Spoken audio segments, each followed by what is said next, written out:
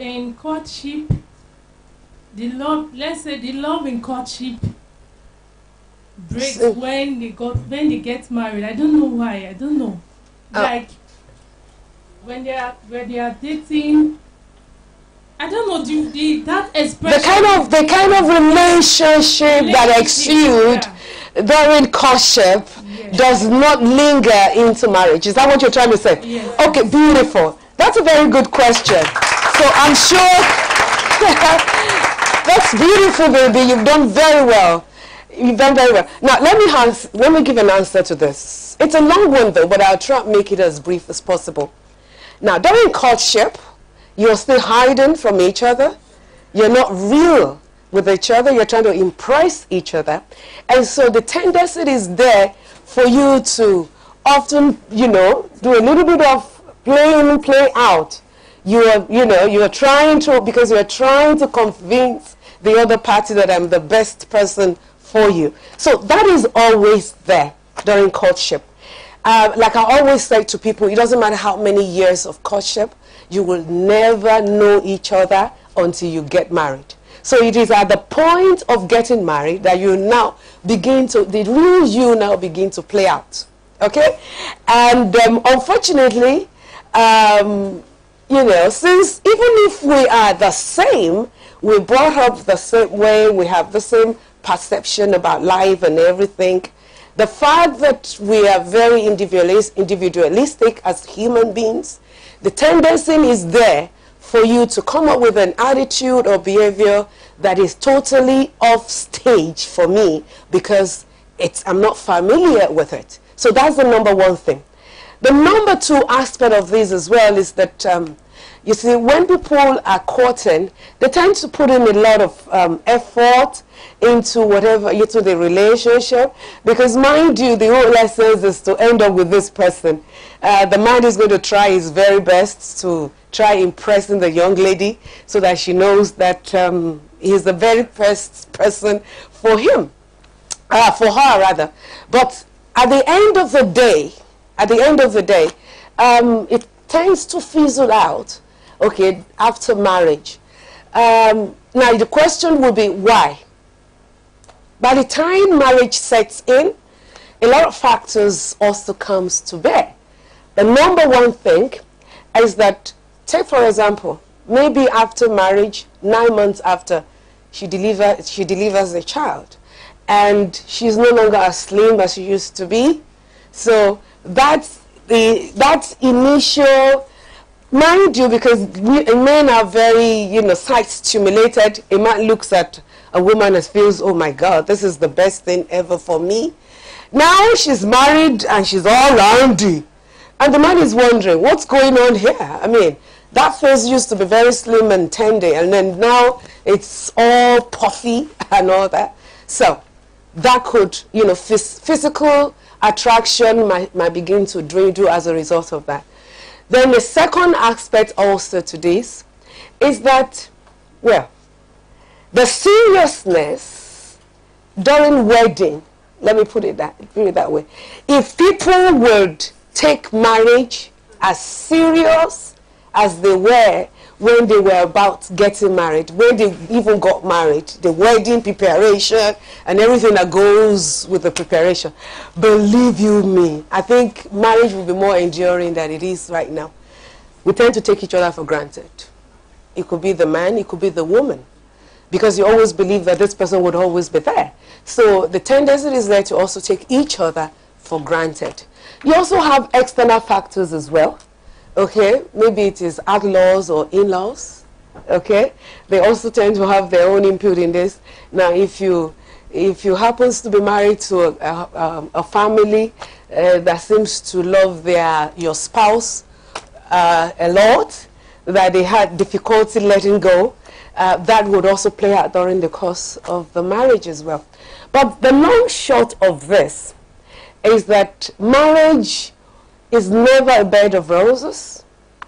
Okay, it is.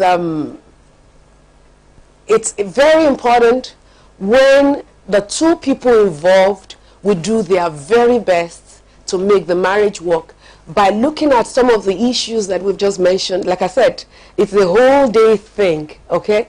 But I have just mentioned some of those things that seems to, you know, to mitigate against having an enduring and fruitful relationship in marriage.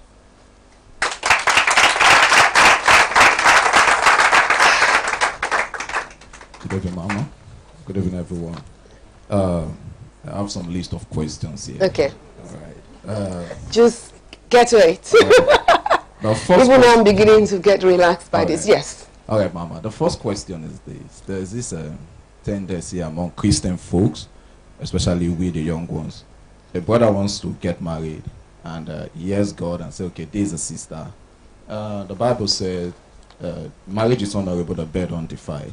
And out of our own youthful exuberance, we get into the bed being defiled. And all of a sudden, the brother that I've told this sister, you are God's will for my life, all of a sudden says, my sister, you are no longer. We have done this thing. Because he has unwrapped the banana. So now he's not. So now he's not seeing this sister that you are no longer God's will for my life. Definitely. He goes on to the next sisters, do the same thing. Say you are no longer God's will for my life. So Mama, what is the solution to this? Is not God's will. It's God's will for my life. Thank you. I think you've already answered it. The question is, does the issue of fornication in relationship, does it hamper God's plan for that relationship? Definitely it does. You know, when I was to respond to the young lady's question, the earlier young lady that spoke, I mentioned the importance, what men look out for in a woman. Men are very sight stimulated. A man sees a woman and he's completely captured. And being the fact that men loves to capture us also, they like to conquer, rather, I wanted to use the word conquer. The tendency is there for them to be a little bit pushed during courtship to say, sweetheart, I'm going to marry you. What's your problem? Come on, let's wrap this thing. Let's do something. But I always say to young ladies, no ringy, no dingy. No ringy, no dingy. If the man does not show up with that ring, tell him until you're ready. When you're ready, then we can do it. Because if there's anything that mark relationship that easily, it is when you decide to commit yourself. Commit fornication. Okay? Why don't you wait? He tells you, okay, he's going to marry you, fine, that's good. But has he married you yet? No, that's the answer. So wait until he gets married to you. And then you can also just encourage him and say, sweetheart, we can actually make it as quick as possible. We don't have to wait for long, just to make sure that we can do this satisfaction, okay? But to do it before, it's a no-go area. And I've also had a situation where some ladies will say, his pressure was just too much, and I didn't want to lose them. And I said, sweetheart, you end up losing him at the end of the day, because once he's been able to conquer you by sleeping with you, to start with, he doesn't see any reason why he should continue with you. He needs to go and do another rap one. And rap, pick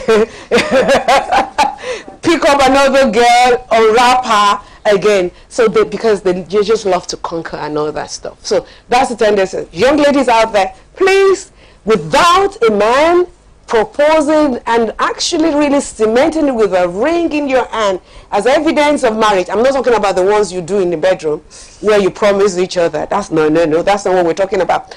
The aspect of actually either be at the court or in church, do the traditional one as well. And it's not about how many people attended or something. It's just to know that before God, you're both married. Wait until that takes place before you ever sleep with him. All right. So the next one. In relationship, trust is a fundamental matter. So true. Okay, so when trust is broken first, how do one regain it? Maybe I'm in a relationship, I do something that pisses off my partner, and our trust is broken. How do I regain that trust? One. Two, most times I found out that there are things probably I want to relate with my partner, and because our level, our capacity to handle such truth might not be there, and maybe I just tease her by giving her some tips, and she goes off balance, and it makes me reserve not to say more. So how do we regain that? How will she regain my trust in opening more to her? Because I believe relationship is all about being open to each other. Both of you are open and you are not ashamed. Trust. But when that she doesn't have the capacity to handle the truth I'm about to unfold, how do I go about that? You know, maintaining such a relationship. Okay, now it's not negotiable when on a matter of trust, because in any case where there isn't one, there's not love. I mean, you want to be able to trust your partner, you know, and vice versa. So it's extremely important. But in managing information or issues, you know, it's a graduation from just having a normal relationship, you know, as, you know, suitors, as the case may be. And the best thing to do is that you need to understand your partner well enough to know how best your partner would react to issues. I mean, both of you need to understand each other. And it takes time though, but it's extremely important. Now, if your partner is a very sensitive one who will have difficulty handling issues, especially for ladies, no woman wants to share a bed, believe you me. It doesn't matter how holy you are.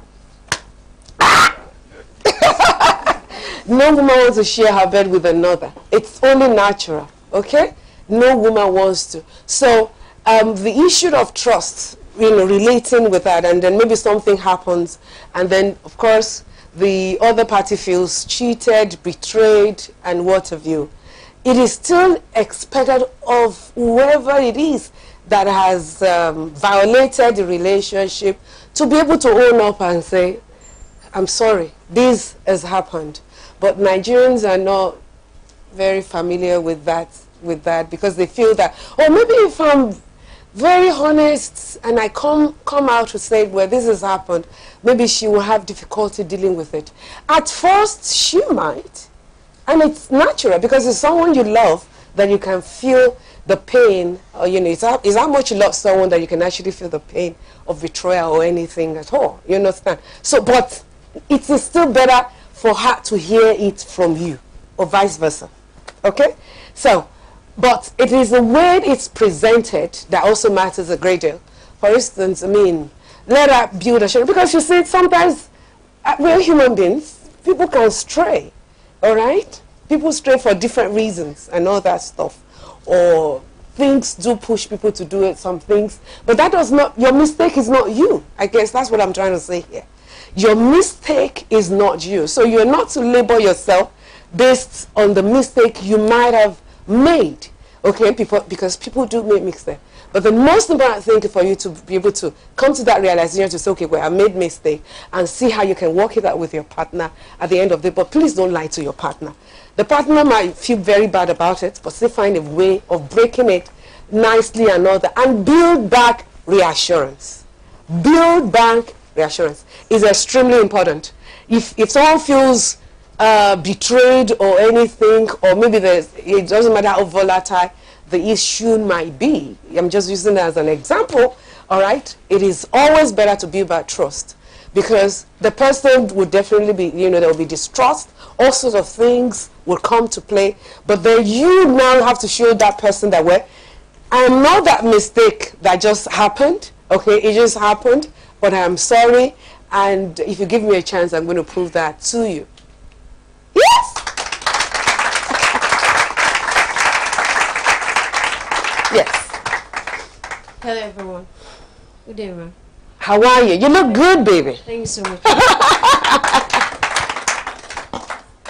Please, ma'am, I would like to know why parents find it so difficult to accept girls from break home.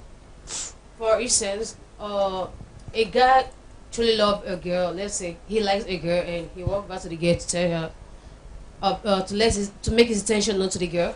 Yes. And later on, he finds out that the girl is from a broken home. Okay. Then why is it that most parents find it so difficult, especially allowing their the union to get married to a child, a girl who's child from a broken home, especially if she was born out of wedlock? Okay. Thanks so much. Well, aren't you going to celebrate that? It takes It takes a lot to stand out there and ask questions. Come on. Let's celebrate the young lady. Okay, now here it is. It's only natural. We're all protective. We're very, very protective of ourselves, right? Now, if you have a child, you mean well for that child. You want the best for that child. And so when the child is now grown, to later, have a relationship that could later accumulate, to relationship or marital relationship. Okay? It doesn't mean that, it cannot happen. And that is not also to say that, most people who are from broken homes, because they don't have a role model in their parents, that could also affect them from having any reason to stay on. Because again, like I said, marriage is not a bed of roses. There will be challenges. Any marriage that is not tested or challenged hasn't been given birth to yet. For you to call a marriage one, that marriage must have gone through some, hot and pepper. One way or the other. I call it hot and pepper, but for you to be able at the end of the day to outlive it and still remain shiny, it speaks volume a great deal. So, but when you have a role model, for example, who with parents that are married, maybe they've been married for 30 years, 40 years, you can't go home and tell daddy and mom and say, I want to pack this up. Somebody's going to bring cutlass for you, right? For example, if I could use, my family as an example, if I could use my family as an example, in my family, once a woman is married out, you are married out. There's no coming back. If you try, you say, this one will say, you have no room here.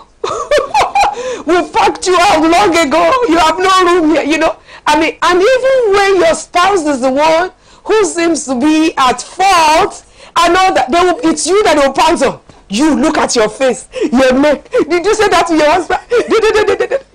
They can never get the man aside and say, sweetheart, you don't treat a woman like this. But right on the onset, they are going to tell you off, just to let you know that you have no place to return to. Okay? So, the choice is yours. But whichever way, remember this. Pray. It's prayer. Whether you are from a broken home or you're not, at the end of the day, it's still God that helps to keep marriage together.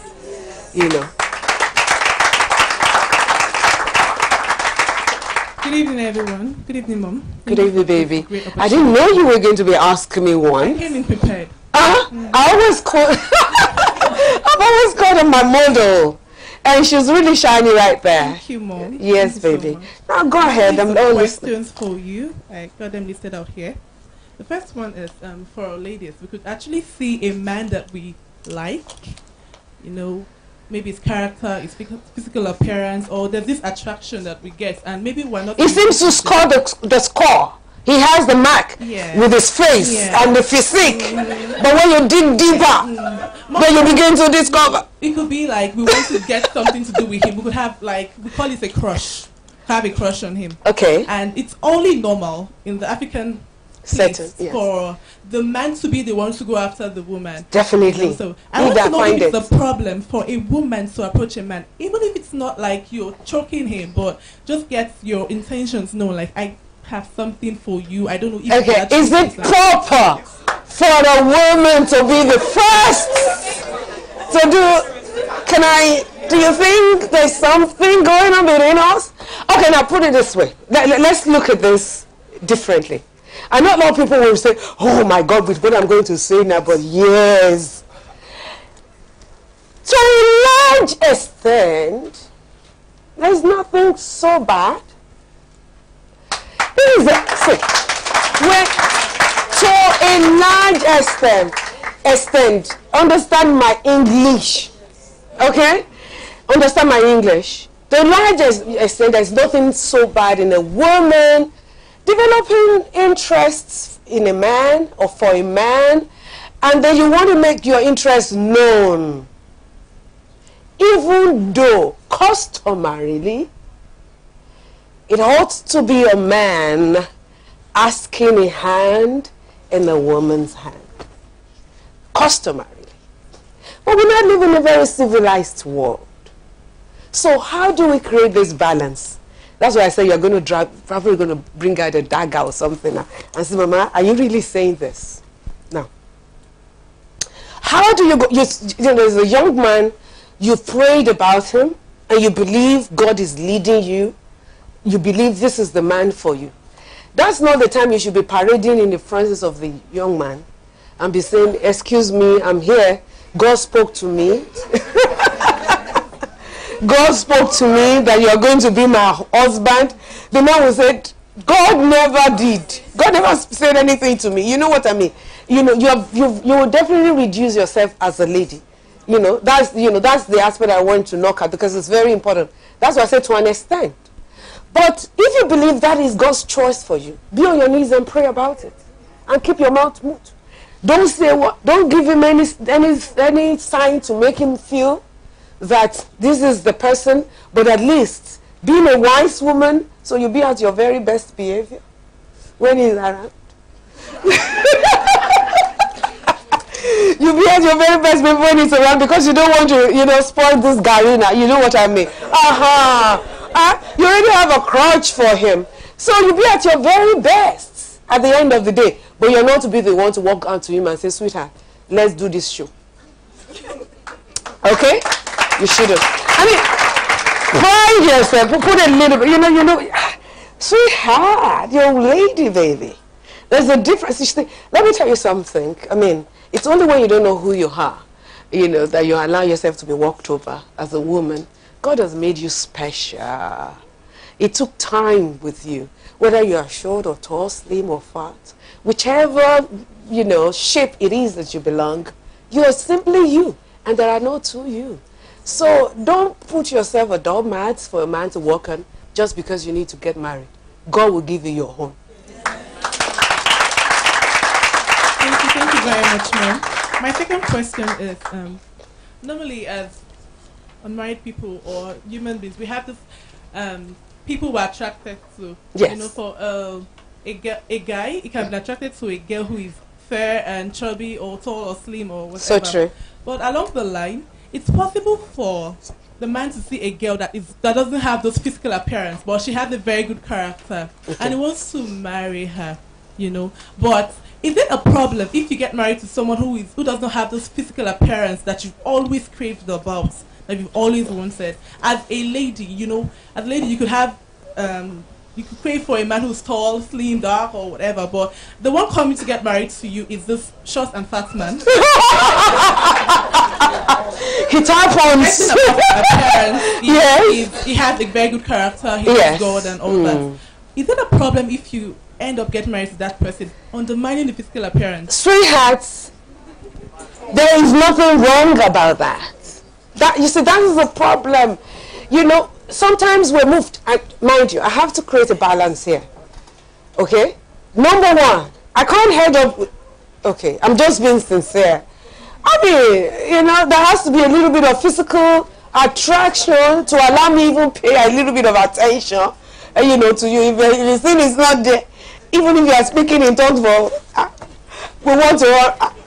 I don't want to wake up at night and say, Jehovah, how did I get here? I don't want that. Okay, because that's very important. I don't want that. You have to be convinced about your choice. A choice has no rival.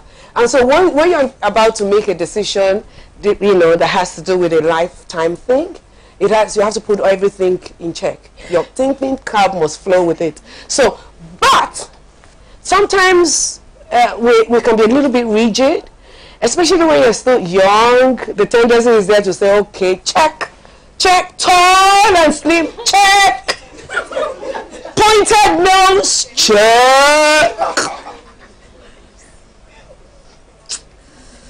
mechanic,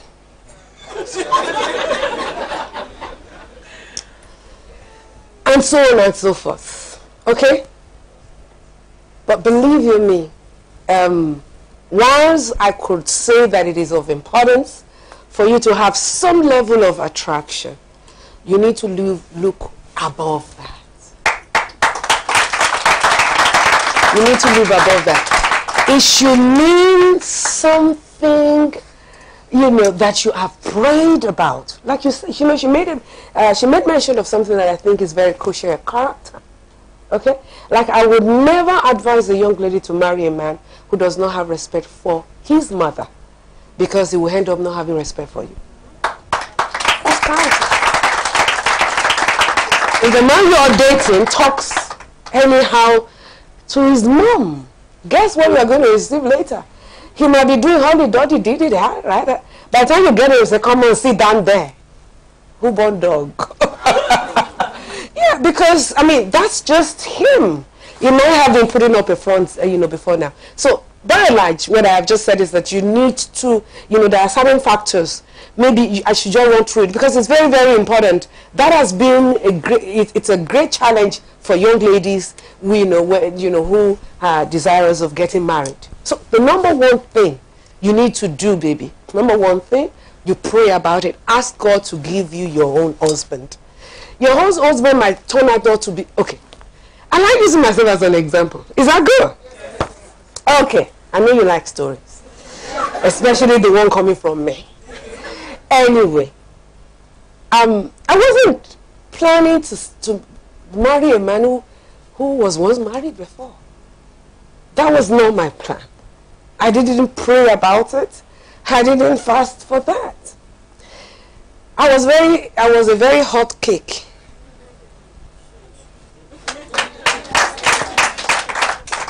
And I had a lot of men who wanted me by all means. I would never forget, you know, even one after my husband had proposed to me, I would still park in front of my apartment, you know, and be pleading and begging. I said, just give me your account number. I'll transfer XYZ number of dollars to your account. So much so that I had to tell my husband, please, this person, help me. So then he had to send SSS to go after him. Anyway, leave my wife. And, I mean, that much. But I didn't plan to marry a pastor. I was going to marry someone, you know, at that time, I was already directing in the bank. I had companies, I had chains of companies. So I was thinking I would end up marrying a banker or a business person like myself. Even though I'd given my life to Christ, I was already an evangelist. I was an assistant pastor in a church then. But my heart desire was actually to marry someone within that range. Until I met him. Until I met him, and you know, some of you know the story. Okay, after we met, and the Lord just picked me where I was and posited me by him and said, this is your husband. And I was like, seriously? God? I got home and my head was just completely messed up because he was just not what I had prayed about. Okay, it wasn't what I had prayed about. And pastors, they used to, I didn't plan to marry a pastor because, pastor they used to have this lab, so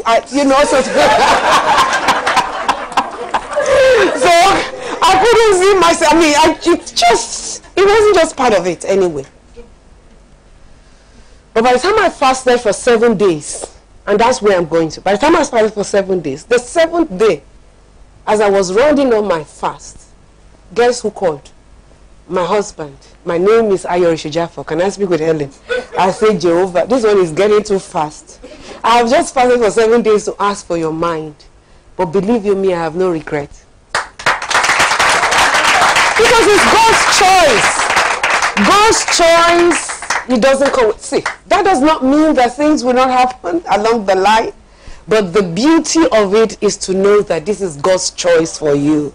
And when it is God's choice for you, even in the midst of storm, there is always calm. Question. Okay, it's only normal for us as Christians, youth, unmarried, to stay out of sex. we're told to keep the bed undefiled until we get married. Okay, so if me and my spouse or me and my partner make such a decision to stay off sex till we get married, is there a cause of alarm if, for example, he does not even feel the urge to even touch me or kiss me, or should there be something to be scared about? Because I believe that. Okay, no, it's a question. Yes. Okay, my face went off, right? Because I was just, you know your mom. I always put on this thinking cap. My mind was already going. What is she? Anyway, Mom, relax. Talk to mother. I'm trying to say is there a cause of alarm if, for example, I have an agreement with my partner to stay off sex? Okay. And for example, he doesn't even have the urge to even touch me or kiss me or any of such. Should there be anything I should be scared about? Okay. Thank you. It's a very serious question. A very, very serious one. Now, there are two things here. Because I think I know where she's going, knowing me. And then there's another aspect to this as well that we need to explore. So two answers to a question. Number one, you're not supposed to touch. No. You're not supposed to kiss. And you're not supposed to have sexual advancement towards each other. For any reason, you're supposed to abstain. Okay, but it's only natural for the man to demonstrate a bit of, shouldn't I unlike this? So there are times, and that's why we always encourage on the need for you never to be in a place, or secluded. Yes, only you. That could lead to temptation. Okay, that could lead to that, because it's only natural for both of you to have, urges here and there. It's natural, but it's for you to be able to control it. I think that's the bit. Okay. Now, if you've decided to practice antism and all that, it is very important that sometimes you should be able to feel each other. Hold your hands. I don't know how people feel about it, but there's nothing bad in you touching each other sometimes. When they want to come and pray, then they will separate. They will have 1 mile apart, just to more or less give you an impression that nothing is going on. But it's not true. You sometimes walk together on the streets and you hold each other's hands. There's nothing bad in holding each other's hands, but don't kiss. You can't kiss yet. You can't do all those things, that you ordinarily would love to do. You need to control yourself. Now, if the man is not showing some level of I care, interest, and you want to ask, is it down below good?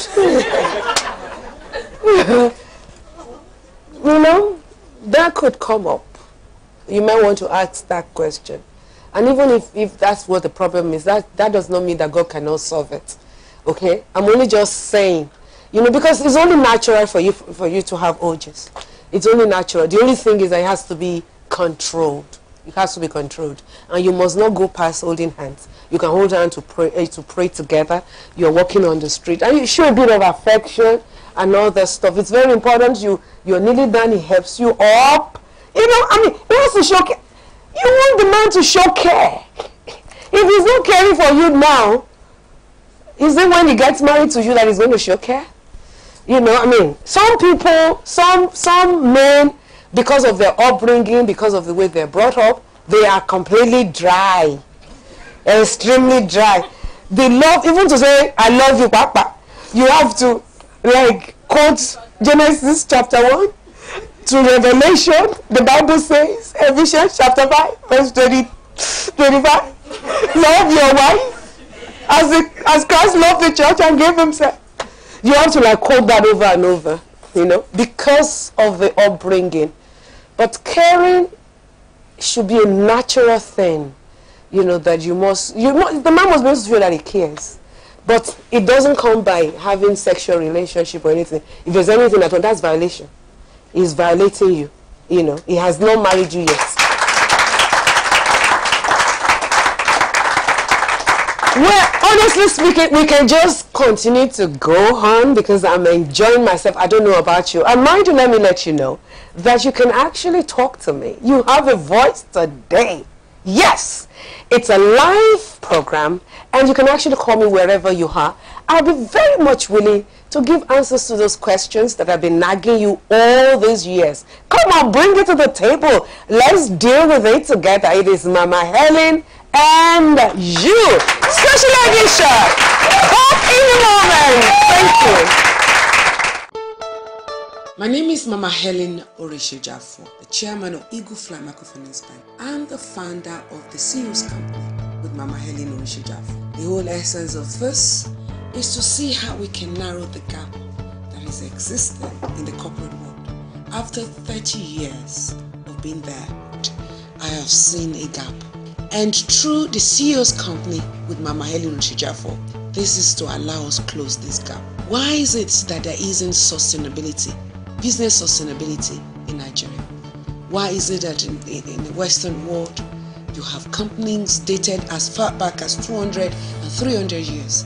How many companies do we have in Nigeria that has been able to produce even 100 years of existence?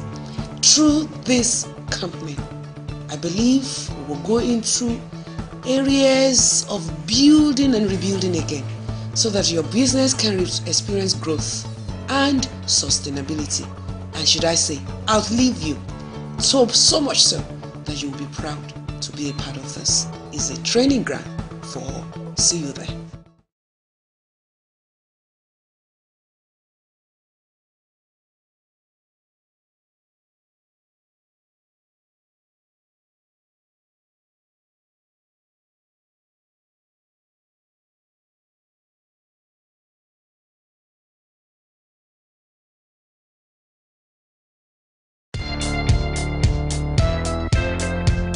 Are you a talented singer? Then stand a chance to be heard in Eagle Voice reality TV show Season 1. First prize 1 million naira plus a record deal. Second prize 500,000 naira and a record deal. Third prize 200,000 naira and a record deal. Registration fee 2,000 naira. Pay to Zenith Bank PLC or Eagle Flight Microfinance Bank. Or log on to www.abnchannel.net/Eagle Voice. Registration closes on August 31st, 2018. For more information, call 090-924-16182 or 070-326-16043. Eagle Voice reality TV show, proudly brought to you by the African Broadcasting Network.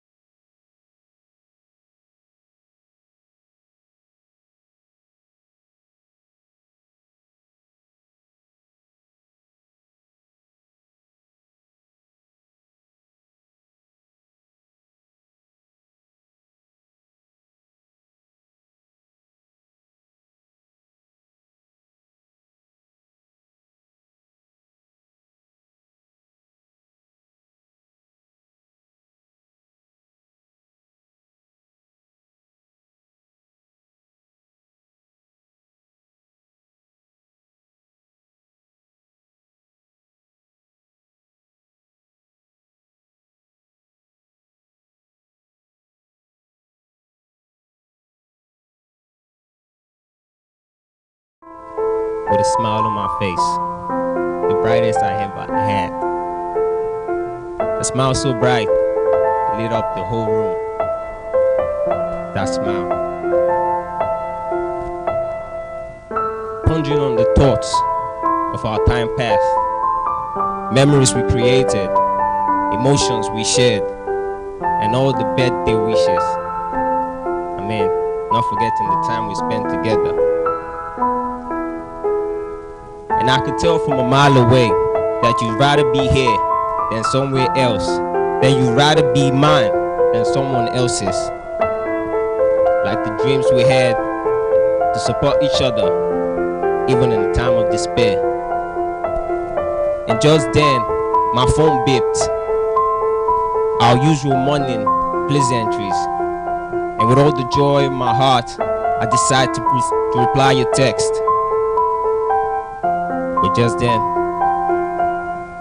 I felt alone. Once again, wondering, was I ever good enough? Or what wrong had I done? It was 4 years, just a test. Because the content of your text were the saddest words I ever heard. 2 words, I'm living. And just then, the room got darker, like it was nightfall. And I knew I was broken by the path you've chosen. You intend to return the heart you've stolen, but with all the sores, it's swollen. As the light vanished, I began to panic. Thoughts so confusing. Feeling disgraced, my emotions misplaced, our memories displaced. But just then, life happens, you know. But still we have to stay strong. Because all this heartbreak and broken promises are a token for a heaven. I don't know if I was wrong or if you were wrong. But what I know is that I might be the better one. Because my secrets were misplaced.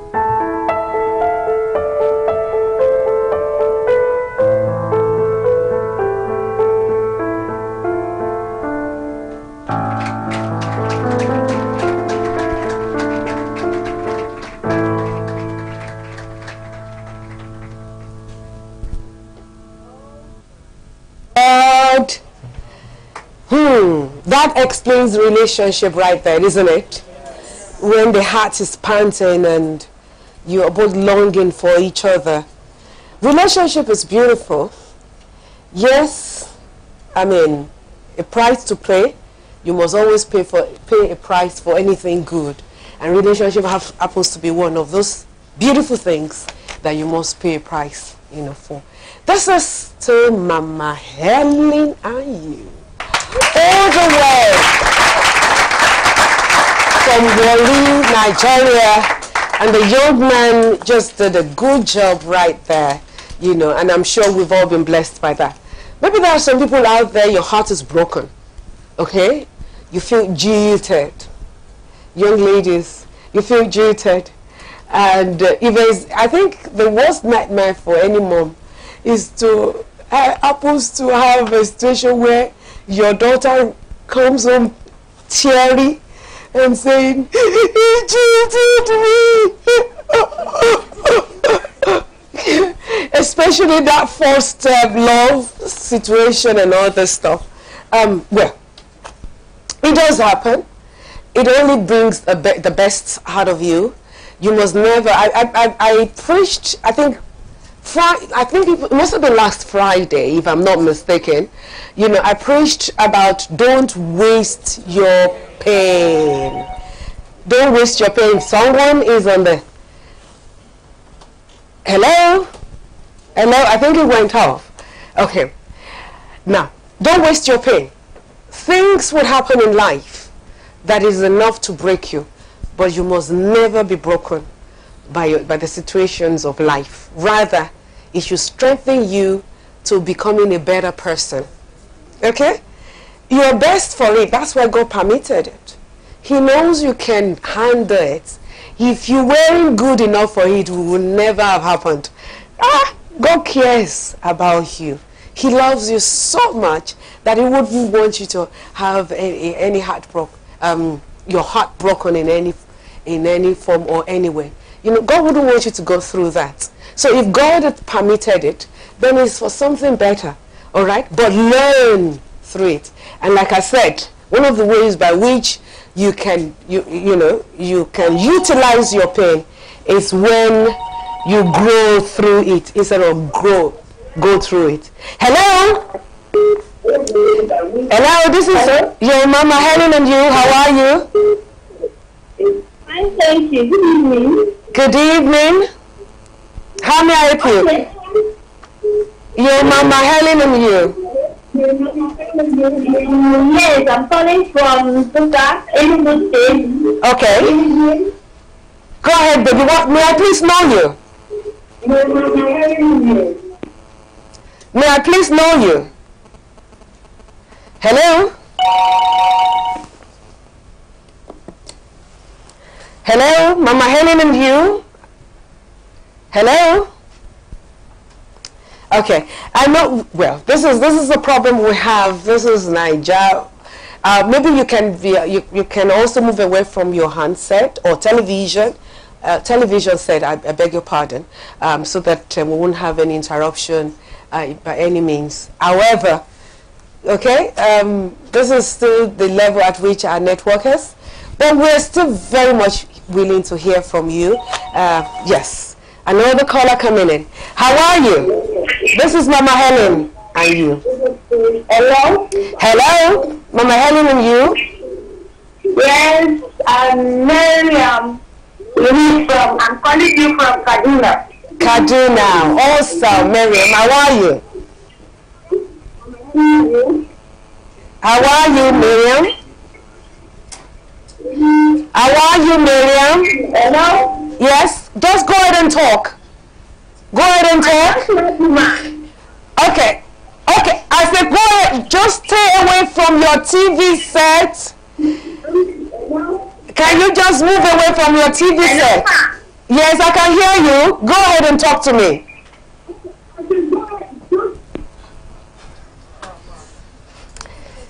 Go ahead and talk to me. Go ahead and talk to me.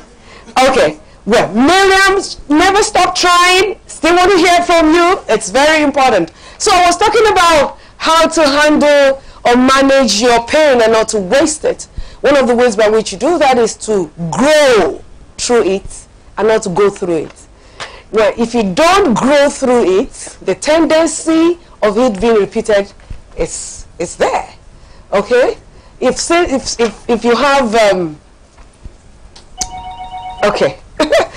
Maybe it's going to be Mariam or somebody else. Well, hello, this is Mama Helen and You's program. Okay. All right, just keep trying anyway. At least I'm sure one way or the other we'll be able to have one that will be able to. Okay. Mama Helen and you, how are you? Hello?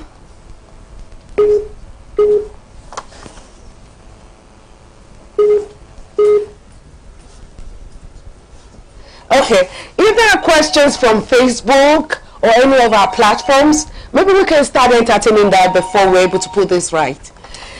Hello, this is Mama Helen and you. Okay, all right. Okay, go ahead. Let's hear you. Good evening, ma'am. Good evening. It's a pleasure. Yes, ma'am. Yes, ma'am. Very well. Okay. Hello. Just go ahead. We can all hear you. Just go ahead. Okay. Julie, do you have anything for me there? All right then, just go ahead with it. Mom, this is Alfred Anthony. Mama, please, how do one know if the both are infidel and the man impotent if sex do not come to play before marriage? I knew that was coming because my daughter started it, didn't she? Well, we're actually having a calling as well, so let's see maybe we can tutor. Hello, this is Mama Helen. Your Mama Helen and you? Oh my God! Well, I think we're all excited right now. Well, good evening. Good evening. It's a pleasure. Oh my! I guess we're all very excited right now. Just stay away from the TV set and let me pay attention to. God bless you. Bless you too, baby. God bless you too. Okay, I know the excitement is that even I am very excited. Okay, you know, we're all very excited to hear from you, and the fact that you're also watching us as well, we are elated by this. But at least let's make use of what this opportunity so that we can all benefit from today's program. Okay, and I was going to answer. Okay, let's see, maybe this one will be a lot better.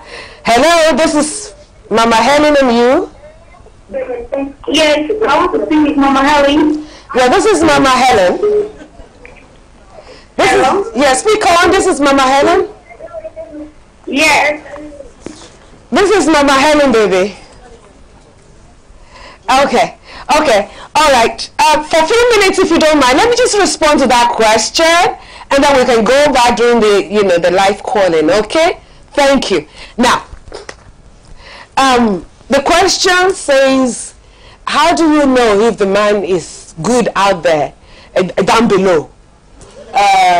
If you didn't have any trial before marriage. Put it this way. Everything about life, it's all about risk. We have to learn to take risk sometimes. We have to learn to take risk sometimes, you know.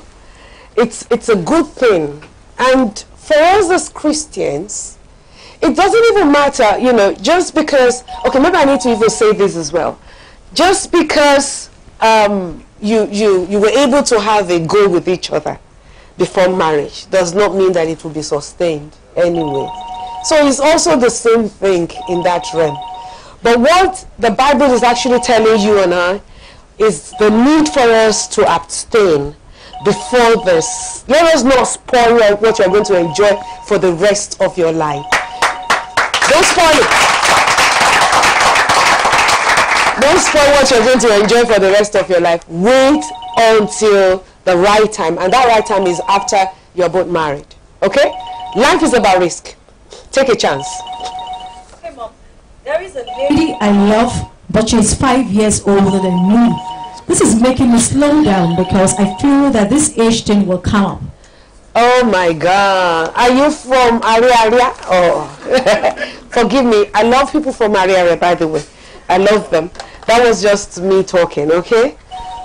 Now, the reason why I made that statement is, please, this is 20 whatever century? 21st century? Come on. Even if it's 10 years older, it doesn't matter. I think the most important thing is he for me? Is she for me as well? Because since it's coming from a man wanting something for the woman, okay, that will automatically set in. But the most important thing, like Helen said, is understanding. To knowing that, say, it doesn't matter whether you're older or not. Okay, do I love you? Do you love me? Okay, do you love me? Can I respect you? Because that's also very important.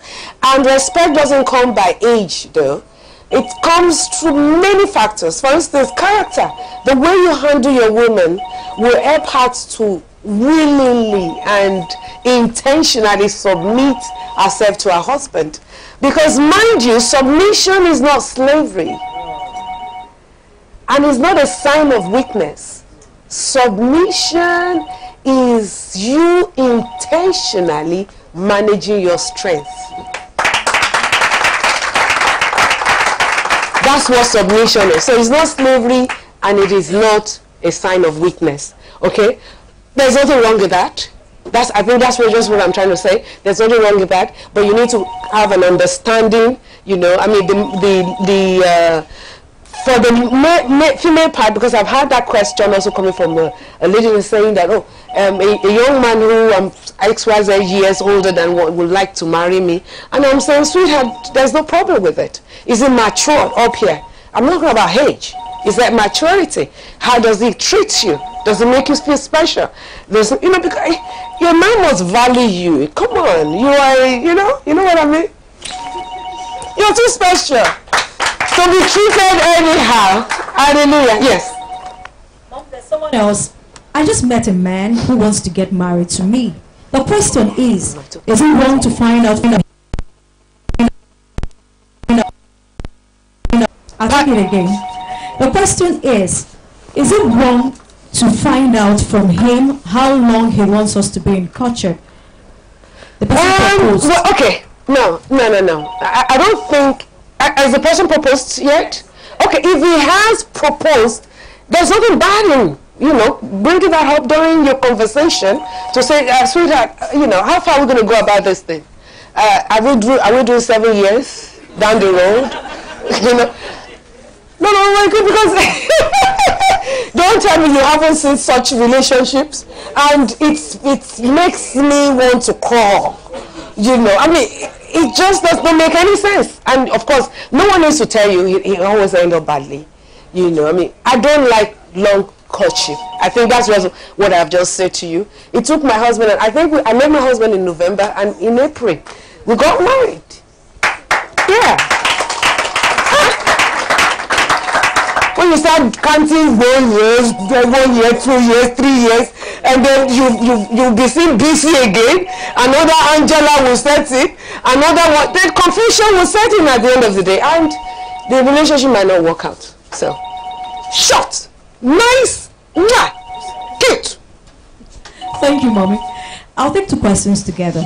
How do you know if you are compatible with a man that asks for your hand in marriage without going into a relationship with a person so you don't get into the wrong marriage? And the next one is it right for a lady to travel to somewhere far away from home, no relations there, and she decides to cohabit with a guy who's a family friend or just a friend? Okay, Julie, that last question you should have taken your time to ask it, because believe you me, it's a question that must be answered. But let me handle the first. When a man has already proposed to saying he wants to marry you, it is expected that you now enter courtship, right? You start developing relationship. I don't know the kind of relationship that is required besides both of you praying and talking to each other, getting to know each other. It's extremely important, okay? This is a period you need to start asking questions. Don't love yourself out and say, I'm in love. Sweetheart, marriage has a way of opening our eyes. It will just pump your eyes open, boom. So there are certain questions that you must ask the man. It's extremely important. Vice versa, because that's the only way you can get to know each other the more. So that's how you consummate relationship before you finally tie the knot. I think that should be spelled out. Now, addressing the last question she gave, my God, I need not tell you this. You have no business leaving your location, moving into a man. How does American people, it just skipped my mind. It's like you are charging or whatever. I don't know how it's called again. The right word for it. It is wrong. You don't cohabit with someone that, in fact, that's cohabiting actually. That's cohabiting. You're not married yet. You are just simply cohabiting, and that is not good. It's not a good relationship. At the end of the day, it often ends badly. Why? Because the man didn't quite marry you. I've seen a situation where a lady was cohabiting with a man. Okay, they had 2 children out of that relationship. The young lady was actually thinking that one way or the other marriage would occur, but for whatever reason, at the end of the day, the man decided to marry somebody else. And guess what? They came for counseling, and the question is, did you guys tie the knot? And the answer was no. So, no pastor can compel a man. You can only emotionally tie him or tie him down to say, life is a seed. Whatever seed you sow, you will reap. But why get yourself to that kind of, why get yourself involved in that kind of relationship? It's just, and I think you must never get yourself into it. It has been fun. Have you enjoyed yourself? Because I have.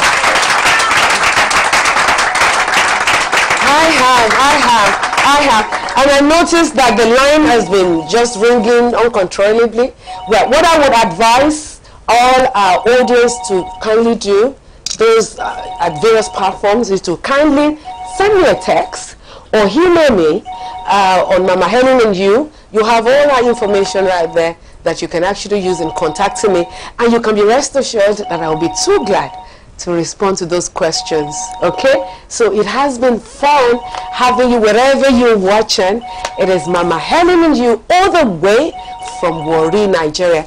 I can only wish you well, praying that your relationship will be strong and it will be a relationship that will lead you to heaven, not to hell. That is my prayer for you. Thank you, and thank you for being a part of Mama Helen and you. Until we come your way again. My husband says hi. Yeah, I love you.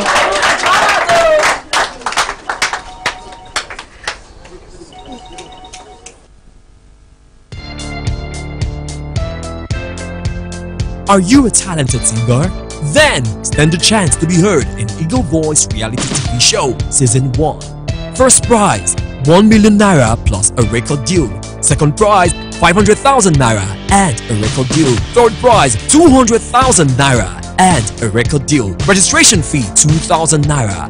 Pay to Zenith Bank PLC or Eagle Flight Microfinance Bank. Or log on to www.abnchannel.net/Eagle Voice. Registration closes on August 31st, 2018. For more information, call 090-924-16182 or 070-326-16043.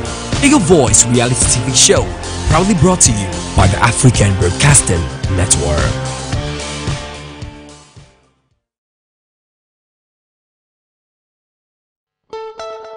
My name is Mama Helen Orishijafor, the chairman of Eagle Flight Microfinance Bank. I'm the founder of the CEO's company with Mama Helen Orishijafor. The whole essence of this is to see how we can narrow the gap that is existing in the corporate world. After 30 years of being there, I have seen a gap. And through the CEO's company with Mama Helen Orishijafor, this is to allow us close this gap. Why is it that there isn't sustainability? Business sustainability in Nigeria? Why is it that in the Western world you have companies dated as far back as 200 and 300 years? How many companies do we have in Nigeria that has been able to produce even 100 years of existence? Through this company, I believe we will go into areas of building and rebuilding again, so that your business can experience growth and sustainability, and should I say outlive you, so much so that you will be proud to be a part of this. It's a training ground for all. See you there.